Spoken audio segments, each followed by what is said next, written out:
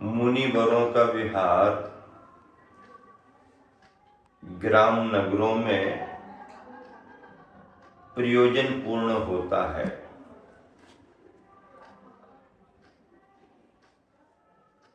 गृहस्थ जन आदर सत्कार करते हैं।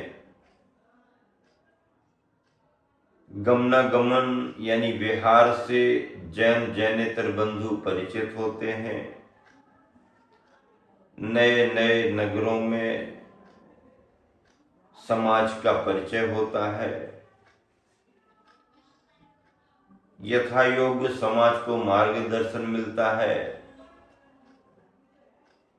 ऐसे प्रयोजनों को लेकर के मुनि संघ ग्राम नगरों को पार करते हुए तीर्थ यात्रा करते हैं।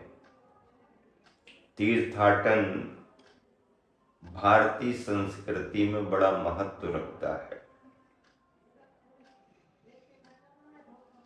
तीर्थ वो कहलाते हैं जो तीर्थंकर भगवंतों के कल्याणकों से जुड़े हों, जहां पर मंदिरों का बड़ा समूह हो, जिन मंदिरों में अतिशय जुड़े हुए हों, प्राचीनता जुड़ी हुई हो, प्रभावना के अंग बनते हों, उन्हें तीर्थ कह दिया जाता है। तीर्थंकर भगवंतों के जीवन संदर्भों को दर्शाने वाले ये तीर्थ भव्य जीवों के लिए संसार सागर से पार करने के लिए घाट के समान माने गए।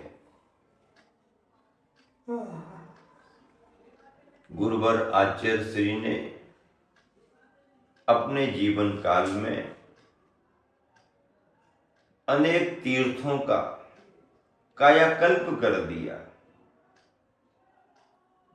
उन्होंने किसी को कुछ कहा नहीं, लेकिन उनके प्रवास से ही तीर्थों में विकास हो गया। आचार्य श्री को मैंने देखा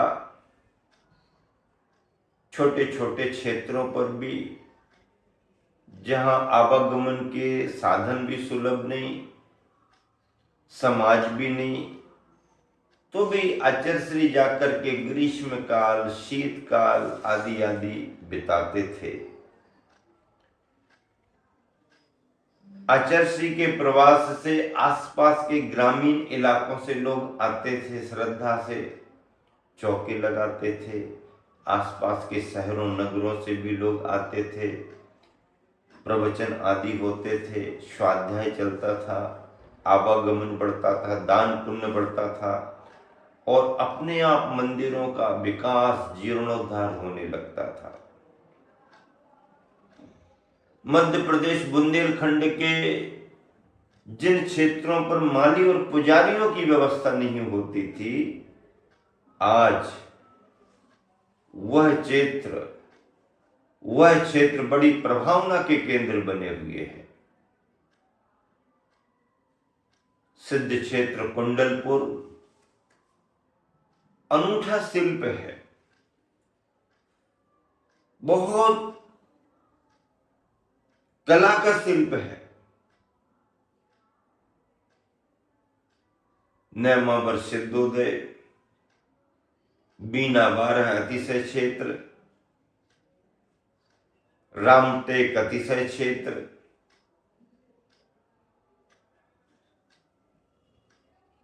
और भी अनेक ऐसे क्षेत्र हैं जिन क्षेत्रों का चहुमुखी विकास हुआ है। एक बार गुरुवर आचार्य श्री से पूछा कि गुरुवर, आप क्षेत्रों पर प्रवास करते हैं,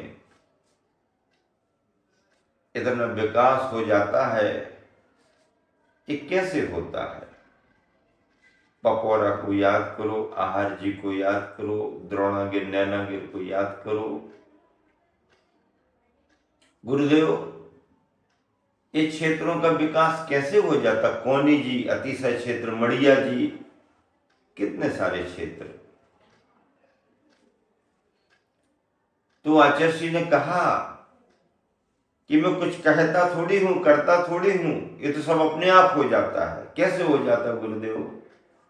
बोले देखो, रविवार का दिन प्रवचन का दिन रहता है, सब तरफ से यात्री, सब तरफ से श्रावक बंधु आते हैं, और मैं क्या करता हूं, मैं क्षेत्र की वंदना करते करते ये देख लेता हूं कि किस मंदिर की स्थिति कमजोर है, दीवारें कहाँ की कमजोर हो रही, मंदिर में कहाँ पर फर्श नहीं है, और ऐसा देख करके मैं रविवार के दिन उस मंदिर में जाके बैठ जाता हूं। और जब श्रावक जन आते हैं, उद्योगपति आते हैं, श्रद्धालु आते हैं, दर्शन वंदना करते हैं, उनकी नजर पड़ती है, और इतने बड़े आचार्य महाराज, और मंदिर की स्थिति ये है, भैया मंदिर का जीर्णोद्धार होना चाहिए। कमेटी तो चाहती ही है कोई दान दातार मिले, कमेटी को दान दातार मिल जाते हैं, और दान दातारों से कमेटी मंदिरों का काम शुरू कर देती है। 1-2 हफ्ते एक मंदिर के लिए, फिर कोई मंदिर देख करके वहां बैठना शुरू कर देते। ऐसा करने से ही मंदिरों के जीर्णोद्धार हो जाते हैं। मैंने सोचा, गुरुवर आचार्य श्री की दृष्टि तो देखो, इतने महान होकर के भी इतनी सरलता का भाव, इतनी सहजता, क्षेत्रों के प्रति इतना लगाव, मंदिर मूर्तियों की प्रभावना की इतनी भावना, अद्भुत बात है, अद्भुत बात है। और नए नए शिल्प के साथ नई नई दृष्टियां गुरुवन ने दी हैं। गुरुवन ने इस बात पर भी जोर दिया कि देखो, आरसीसी से बनाए गए मंदिर ज्यादा से ज्यादा 100 साल टिकेंगे, उसमें भी रिपेयरिंग मांगने लगते हैं, इतिहास इससे ज्यादा नहीं है। मंदिर एक बनाओ, लेकिन पाषाण का मंदिर बनाओ, हजारों वर्षों के लिए रहेगा। पाषाण का ऐसा मंदिर जिसमें लोहा भी ना लगे, सीमेंट भी ना लगे। लोहा सीमेंट की उम्र ज्यादा नहीं है, पुराना मसाला। और पाषाण हजारों वर्षों का इतिहास सुरक्षित हो जाता है। और गुरुवर आचार्य श्री की प्रेरणा से सैकड़ों मंदिर पाषाण के तैयार हो गए। हजारों हजार वर्ष के लिए संस्कृति सुरक्षित हो गई, दिगंबरत्व सुरक्षित हो गया। ऐसे मंदिरों को लेके, मंदिरों के समूह में तीर्थों को लेकर के नए मंदिर तो निर्माण किए ही किए, पुरानों का जीर्णोद्धार भी किया, प्राचीनता को सुरक्षित भी रखा और नए का निर्माण भी किया। भारतीय संस्कृति शिल्प से, साहित्य से और समाज की जागरूकता से सुरक्षित रहती है। भारत में साहित्य भी विपुल है, शिल्प भी विपुल है, विस्तृत है, और सारी दुनिया में भारत सांस्कृतिक धरोहर के रूप में सर्वश्रेष्ठ है। हजारों हजार वर्षों का इतिहास साहित्य और सांस्कृतिक विरासत में सुरक्षित है। गुरुवर आचार्य सिंह ने इन सबको जीवंतता दी। ऐसे गुरुवर इस प्रदेश में भी कभी आए थे। एक ही बार आए वो इस तरफ। उस समय का बिहार था, इस समय का झारखंड हो गया। सम्मेद शिखर की वंदना तो की, चतुर्मास ईसरी में किया, लेकिन उसके आगे इस तरफ नहीं बढ़ पाए। पंच तीर्थों की वंदना गुरुवर इस तरफ आकर के नहीं कर पाए। भावों से वंदना तो करते ही रहे। भावपूर्वक वंदना तो सभी भूमियों की हो जाती है, लेकिन इन क्षेत्रों की वंदना गुरुवर साक्षात नहीं कर पाए। उनकी ही दिव्य कृपा, उनका ही आशीर्वाद मान करके, उसी ऊर्जा से भर करके हम सभी इन तीर्थों की वंदना कर रहे हैं। अब चाहे सर्दी हो, चाहे गर्मी हो, चाहे वातावरण अनुकूल हो, प्रतिकूल हो, संगों के विहार तो होते ही रहते हैं। चंपापुर में 2 दिन का प्रवास बड़ी प्रभावना का कारण बना। यहां पर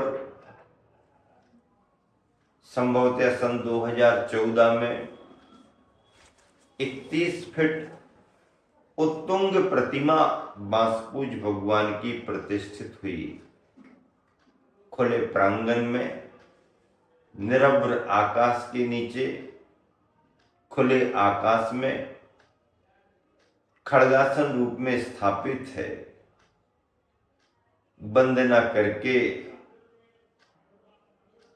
मन प्रसन्न हो गया, जीवन धन्य हो गया। मंदारगिरी की पहाड़ी और पहाड़ी के पाषाण भाग चट्टानों को देखकर गोमटेश बाहुबली का स्मरण आया, तो चंपापुर में खड़गासन बांसपूज भगवान की 31 फीट की प्रतिमा देख करके 57 फुट ऊंचे बाहुबली भगवान की याद आ गई। स्मरण आता ही है। और भी अनेक जिन मंदिर समय समय पर यहां पर तैयार किए गए, प्रतिष्ठाएं हुई, भव्यतम सभी जिन बिंबों की वंदना की गई, बहुत अच्छे तरीके से शांति धारा, विधान आदि संपन्न हुए।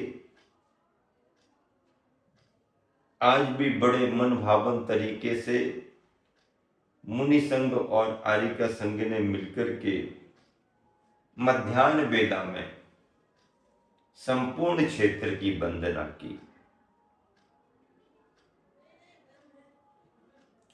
तीर्थ यात्रा, तीर्थ वंदना करना शुभ भाव है, अशुभ कर्मों की निर्जरा के कारण है, और साथ ही से पुण्य बढ़ाने के कारण है, साथ ही से पुण्य बढ़ाने के कारण है। इन क्षेत्रों का इतिहास देखो, क्षेत्रों पर समाज भले ना हो, लेकिन कल्याण भूमियों का इतिहास बड़ा प्राचीन पुराना होता है।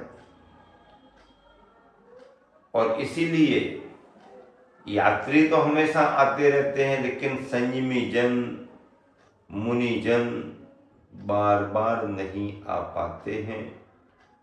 उनकी वंदना अपने आप में महत्व रखती है। आहार विहार करते हुए संघ आगे बढ़ते हैं, विभिन्न समाजें मिलती हैं, विभिन्न श्रावक मिलते हैं, सबकी विशेषताओं को समझना पड़ता है, सभी को मार्गदर्शन देना पड़ता है। ना कोई अपने होते हैं, ना कोई पराये होते हैं, अपने सभी हैं और अपना कोई भी नहीं है। मानो तो सब अपने हैं और सच्चाई तो ये है कि कोई भी अपना नहीं है। क्या भेदभाव करना, ये हमारा, ये तुम्हारा, ये परिचित, ये अपरिचित। जिसने सहयोग कर दिया धन्यवाद उसके लिए, जिसने सहयोग नहीं किया उसको भी डबल धन्यवाद दे दिया। भैया ठीक है, अभी तेरा योग नहीं है, भावना भाता हूं मैं, तेरा पुण्य बढ़े और तुम देव सास गुरु की भक्ति में लगो। धन और द्रव्य तो सभी को मिलता है, लेकिन गृहस्थ का धन द्रव्य अच्छे कार्यों में लग जाए ये सभी के लिए संभव नहीं है। सभी के लिए संभव नहीं है। हाँ, सबके घर भोजन बनता है, लेकिन सभी सोले का बना लें, पुण्य का योग चाहिए। व्रतियों को बुला लें, पुण्य चाहिए। महाव्रतियों का पड़गाहन कर लें, पुण्य चाहिए। खाए खोया बह गया, जिंदगी इसी में चल रही है, लेकिन अपने द्वार पर अतिथि सत्कार करना और पड़गाहन करके आहार दान देना सामान्य बात नहीं है। उत्तर प्रदेश में हम लोग बिहार कर रहे थे, अलीगंज एटा ऐसा शहर पड़ता है। हम लोग अलीगंज पहुंचे, वहां पर ये जानकारी मिली कि बाबू कामता प्रसाद जी यहीं के थे, बड़े विद्वान थे और उन्होंने दिगंबर जैन मुनियों के विहार पर, उनकी स्वतंत्रता पर बहुत बड़ी किताब लिखी। पहले मुनियों के विहार नहीं हो पाते थे, बाधाएं डाली जाती थीं, कानून का संरक्षण कैसे लिया जाए और मुनियों का आहार विहार स्वतंत्र कैसे हो, इस चिंता को करके उन्होंने जैन जैनेतर ग्रंथों के ढेर सारे तथ्य निकाले और दिगंबरत्व और दिगंबर मुनि ये पुस्तक लिखी। एक पुस्तक मैंने भी बाद में लिखी, दिगंबर जैन मुनि। देखिए ये पुस्तक है दिगंबर जैन मुनि, बहुत अच्छे तरीके से लोग इसको पढ़ रहे हैं, जैन जैनेतर बंधु पढ़ रहे हैं। इसका इंग्लिश में भी ट्रांसलेशन हुआ है, मराठी में भी हुआ है, आदि आदि। और मैं इसको हमेशा अच्छे लोगों को, जैन जैनेतर बंधुओं को देता रहता हूं कि पढ़ो और तथ्य इनके समझो। तो जब उस नगर में गए, चौके लगे, मैंने पूछा उनका घर कहाँ है। उनके बेटे और उनके बेटे, मतलब 3 पीढ़ियों से वहाँ पर गुरुओं की परंपराएं चल रही थीं। आहार करने को निकले, कई घरों में चौके लगे, सबकी भावना थी सबको छोड़ते हुए मेरा पड़गाहन उनके यहाँ पर हुआ। आहार के बाद में लोगों ने पूछा कि महाराज विधि आपने क्या ली थी? तो मैंने कहा, जिस विद्वान ने अपनी पुस्तक लिख करके मुनियों के आहार विहार को निर्बाध करा दिया, उस विद्वान के घर में जाकर के आहार करने की मेरी विधि थी। मुझे प्रसन्नता है उस परिवार की पीढ़ियों में आज हमारा आहार संपन्न हुआ है। लोगों को एक नई दृष्टि मिली, मैंने अपना नया विचार दिया। जिस व्यक्ति ने इतना परिश्रम करके ऐसी किताब तैयार कर दी जो कोर्ट में दस्तावेज मानी जाती है और बड़े बड़े जज वकील भी उनके रेफरेंसों को महत्व देते हैं, उस व्यक्ति के परिश्रम को आशीर्वाद देने के लिए मेरी विधि उनके घर पर जाकर के आहार करने की हुई।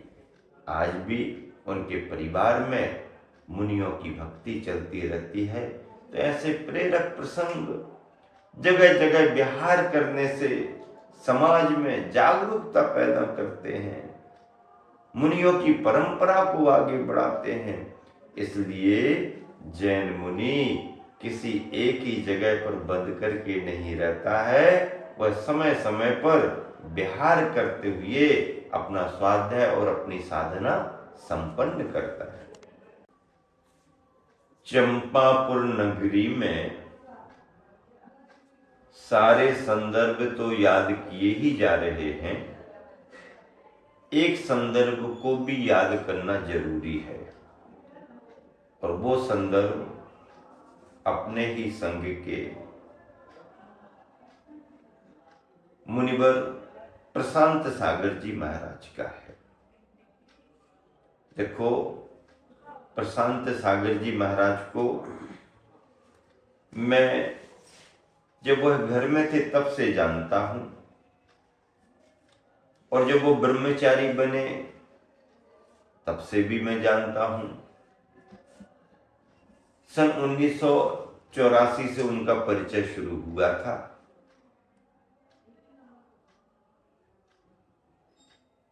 मध्य प्रदेश के गोटेगांव नगर से उनका संबंध रहा है। शांत परिणामी थे, सेवा में निरत रहते थे। उनके मन पर आचार्य श्री की चर्या का प्रभाव पड़ा। जिस समय वह संघ में आने के लिए इच्छुक हुए तो मुनिवर समय सागर जी महाराज जी से उन्हें विशेष मार्गदर्शन मिला। मुनिवर समय सागर जी की बात कर रहा हूं, उस समय वो निर्यापक समय सागर जी भी नहीं थे और आचार्य समय सागर भी नहीं थे। संघ में वह मुनिवर समय सागर जी थे।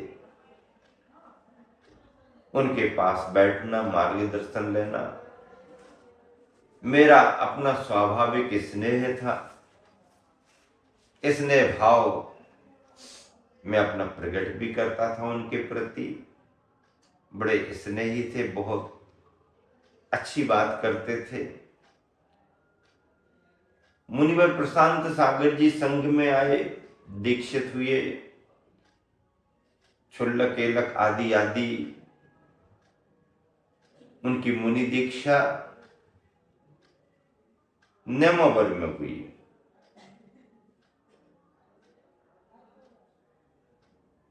शरद पूर्णिमा की शुभ तिथि पर हुई।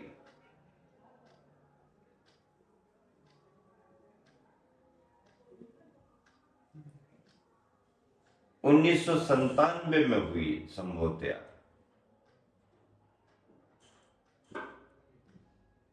और संघ में स्वाध्याय साधना उनकी बढ़ती रही। संघ से पृथक विहार के रूप में उनका संघ मुनिवर निर्वेक सागर जी के साथ बना। वर्षों प्रशांत सागर जी, निर्वेक सागर जी साथ साथ विहार करते रहे। प्रभावना बहुत की।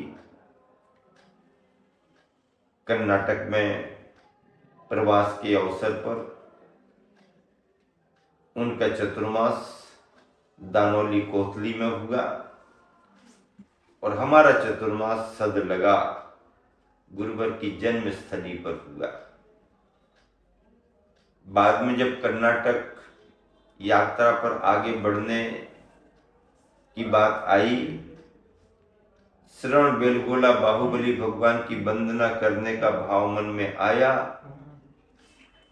गुरुवर आचार्य श्री को निवेदन किया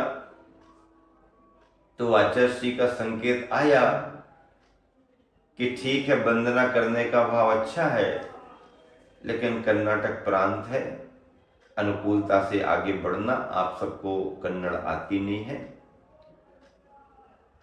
तो गुरुवर ने, देखो गुरुवर गुरुवर ही होते हैं, वंदना करने का आशीर्वाद तो दिया ही, लेकिन कहा तुम सब मिल करके वंदना कर लो। मैं और निश्चय सागर जी, प्रशांत और निर्वेक सागर जी 4, अक्षय सागर जी, नैमी सागर जी, सुपार्थ सागर जी, ऐसे सभी महाराज मिलकर के वंदना करने के लिए आगे बढ़े उसमें कुछ कन्नड़ वाले, कुछ मराठी वाले, कुछ हिंदी वाले, और ब्रह्मचारी तात्या भैया को विहार कराने की जवाबदारी सौंप दी कि आप सब अपने ब्रह्मचारियों को तैयार करो और संघ का विहार कराओ, वंदना कराओ।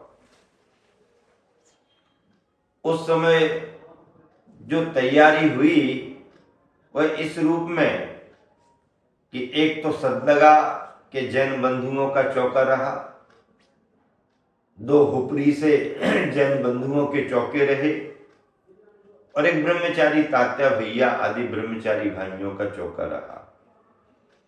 इस तरह श्रावक श्राविकाओं के सहयोग से, ब्रह्मचारी भाइयों के सहयोग से, गुरुवर आचार्य श्री के आशीर्वाद से कर्नाटक प्रांत के क्षेत्रों की वंदना संपन्न हुई।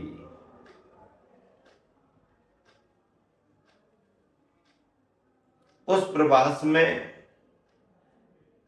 जब हम सभी वंदना कर रहे थे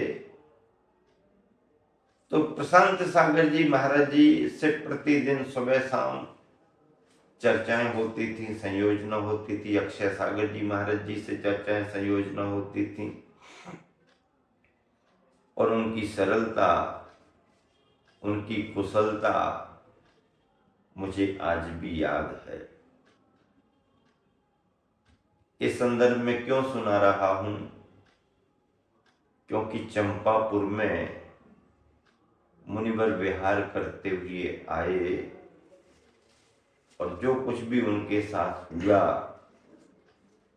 उसके कारण उनका स्मरण यहां पर हो रहा है।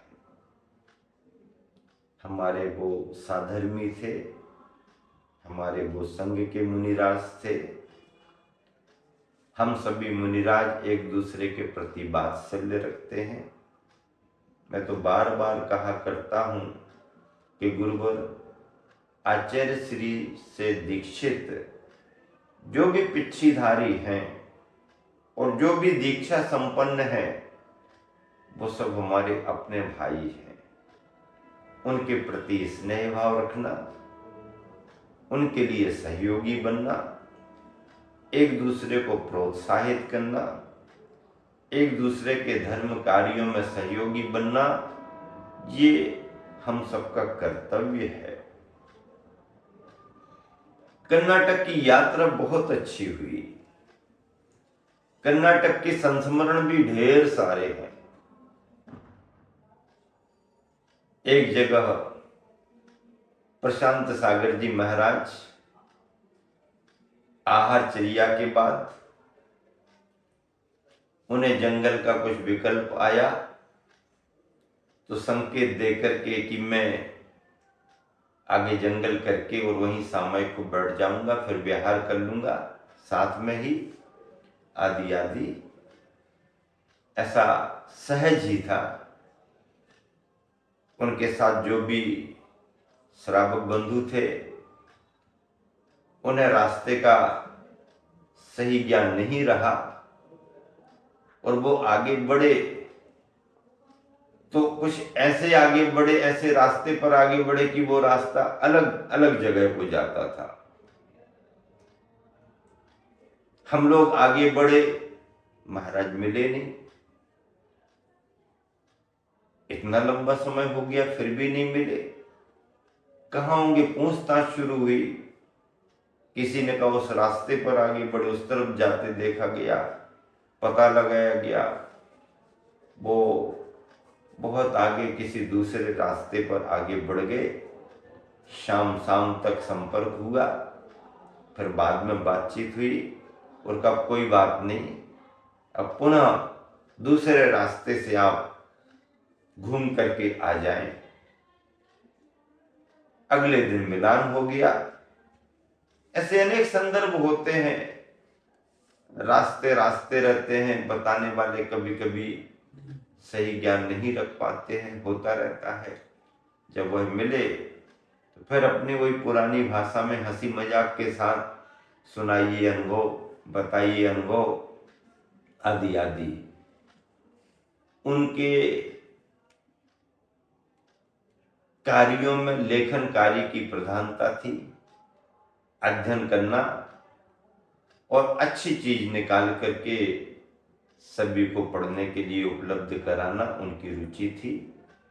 जिन सरस्वती विशेष रूप से उनके परिश्रम का फल है और सभी उसका अध्ययन भी करते हैं और भी अनेकों कार्य उन्होंने किए हैं।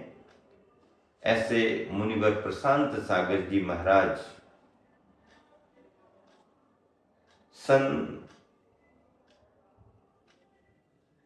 2022 में गुरुवर आचार्य श्री जिस समय महामहोत्सव के लिए कुंडलपुर में उपस्थित हुए थे, बड़ा पंच कल्याणक महामहोत्सव, जिन बिंबों का पंच कल्याणक, और उस महामहोत्सव में बड़ा महामहोत्सव हुआ था। 10 दिन का महामहोत्सव हुआ था। पंच कल्याणक 10 दिन के थे। वैसे तो कोरोना काल चल रहा था, लेकिन आचार्य श्री ने बसंत पंचमी पर घोषणा कर दी कि पंच कल्याणक महामहोत्सव संपन्न होगा। हड़कंप मच गया। संघ में भी मन में आया कि अरे कैसे हो पाएगा, कोरोना काल चल रहा है। प्रशासन भी हिल गया, लेकिन आचार्य श्री अडिग रहे। समाचार आचार्य श्री के पास तक आया। कलेक्टर स्वयं समाचार लेकर के आया कि गुरुदेव कोरोना काल चल रहा है, कैसे संभव होगा महाकुंभ महामहोत्सव। आचार्य श्री ने कहा, चाहे कलेक्टर हो चाहे मुख्यमंत्री हो, तुम अपना प्रबंध तुम देखो, मैंने तो अपना भाव बना लिया है, पंच कल्याण संपन्न होगा ही होगा। और जब समाचार महामहोत्सव का गुरुवर के मुख की घोषणा के साथ मुख्यमंत्री शिवराज सिंह चौहान के पास पहुंचा, उन्होंने सभी बातों पर विचार करके कैबिनेट की मीटिंग की और उसमें प्रस्ताव पारित किया कि गुरुवर की भावना है तो महाकुंभ होना ही चाहिए। और उन्होंने गाइडलाइन जारी कर दी कि भाई जो भी व्यक्ति अपने कार्यक्रमों को, शादी विवाह आदि को या धार्मिक कार्यक्रमों को करना चाहें, वो अपनी क्षमता के अनुसार कर सकते हैं। इसमें अब कोई पाबंदी नहीं है। मुख्यमंत्री की तरफ से गाइडलाइन जारी होते ही उत्साह बढ़ गया। और देखिए गुरुवर की तपस्या का प्रभाव कि पंच कल्याणक महामहोत्सव संपन्न हुआ। पूरे देश का आदमी आया, लाखों लाख आदमी आए। कोरोना का एक भी केस नहीं हुआ, कोरोना का एक भी केस नहीं हुआ। और वह कुंडलपुर का महामहोत्सव है कि आज का दिन पुनः लौट करके कोरोना आया ही नहीं। ये सिद्ध क्षेत्र पर होने वाले आयोजन का प्रभाव है और गुरुवर की तपस्या का प्रभाव है। ऐसे पंच कल्याणक महामहोत्सव में गुरुवर आचार्य श्री की कृपा से गुरुवर आचार्य श्री ने अपनी संघ की व्यवस्था में पहले से निर्यापक पद नियुक्त किए और सबसे पहले क्रम में मुनिवर समय सागर जी को ललितपुर पंच कल्याणक महामहोत्सव के अवसर पर प्रथम निर्यापक घोषित किया। द्वितीय निर्यापक मुनिवर योग सागर जी के लिए बीना 12 पंच कल्याणक महामहोत्सव के अवसर पर घोषित किया गया। तृतीय क्रम में सिद्ध क्षेत्र नेमावर सिद्धोदय में गुरुवर आचार्य श्री ने मुनिवर नियम सागर जी और मुनिवर सुधा सागर जी के लिए निर्यापक पद घोषित किया। ऐसे 4 निर्यापक गुरुवर के कृपा से, गुरुवर के मुख से घोषित हो चुके थे।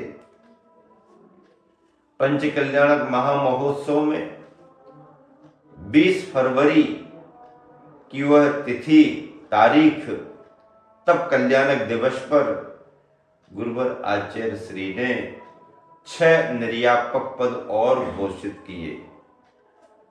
जिन 6 निर्यापकों में 5वें क्रम पर कुंडलपुर महामहोत्सव के पहले निर्यापक के रूप में मेरा नाम घोषित किया गया। अगले क्रम में प्रशांत सागर जी महाराज का नाम घोषित किया गया। अगले क्रम में प्रसाद सागर जी महाराज का नाम घोषित किया गया। अगले क्रम में अभय सागर जी महाराज का नाम घोषित किया गया। उसके अगले क्रम में संभव सागर जी महाराज का नाम घोषित किया गया और अंतिम क्रम में वीर सागर जी महाराज का नाम घोषित किया गया। इस तरह 4 निर्यापक पहले और 6 निर्यापक कुंडलपुर महामहोत्सव में घोषित हुए। 10 निर्यापकों की व्यवस्था गुरुवर ने अपने संघ में की। सन 2022 का वह सन पंच कल्याणक महामहोत्सव के बाद विहार हुए और विहार होते होते मुनिवर प्रशांत सागर जी कटनी होकर के कोतमा आगे बढ़े। कोतमा में उनका चातुर्मास संपन्न हुआ। उनके संग में प्रशांत सागर जी महाराज जी के साथ मुनि निर्वेक सागर जी, मुनि शीतल सागर जी और एलक निजानंद सागर जी महाराज थे। वह सभी विहार करते हुए संवेद शिखर आए और संवेद शिखर की वंदना करके विहार करते हुए मंदारगिरी से चंपापुर आए और इस चंपापुर में उनका अल्प प्रवास हुआ। लेकिन आकस्मिक घटना उनके साथ घटी। उनको स्वास्थ्य की प्रतिकूलता हुई और स्वास्थ्य की प्रतिकूलता होने पर रात्रि शयन के बाद प्रातःकालीन बेला में 13 फरवरी 2023 को मुनिवर प्रशांत सागर जी महाराज की समाधि हो गई। समाचार संग में पहुंचा, मन व्याकुल हुआ। गुरुवर आचार्य श्री ने समाचार लेकर के तुरंत ही संघ को संकेत दिए। मुझे भी समाचार मिला। मैंने तुरंत यहाँ पर मुनिवर निर्वेक सागर जी महाराज से बात की, सारी स्थिति की जानकारी ली और उन्हें धैर्य साहस बताया। मुनि निर्वेक सागर जी बहुत व्याकुल हुए क्योंकि लंबा उनका साथ था। फिर भी उन्होंने धैर्य रख करके कर्तव्य निष्ठा से जो गुरुवर ने निर्देश दिए तदनुसार यहाँ पर उनका समाधि संपन्न होने पर अग्नि संस्कार संपन्न कराया, विधिवत संपन्न कराया, शास्त्रोक्त पद्धति से संपन्न कराया और गुरुवर का निर्देश पाकर के उन्होंने आगे के लिए विहार किया। इस चंपापुर नगरी में अपने संग के भाई, हमारे अपने आत्मी मुनिवर प्रशांत सागर जी को इसलिए मैं याद कर रहा हूँ कि जिस भूमि पर उन्होंने अंतिम सांस ली, समाधि मरण को प्राप्त किया, अपने लक्ष्य को प्राप्त किया, वह आकस्मिक ही हुआ है। एक बहुत बड़ी क्षति हुई संघ के लिए। एक बहुत बड़ा सहज सरल और विद्वान साधु को हम सब ने खो दिया। ऐसे मुनिवर प्रशांत सागर जी को, उनकी उस रत्नत्रय को, उनकी उस साधना को मैं प्रणाम करता हूँ, उन्हें बार बार स्मरण करता हूँ। वो जहाँ भी हों निरंतर मुक्ति के मार्ग पर आगे बढ़ें और सिद्धत्व पद को प्राप्त करें, ऐसी मेरी उनके प्रति शुभकामना है। और यह चंपापुर नगरी मैं इसलिए बार बार याद कर रहा हूँ कि पंच तीर्थों की यात्रा में तीर्थंकर भगवान की कल्याणक भूमि है। सभी का कल्याण हो, सभी का मंगल हो, यही मेरी शुभ भावना है।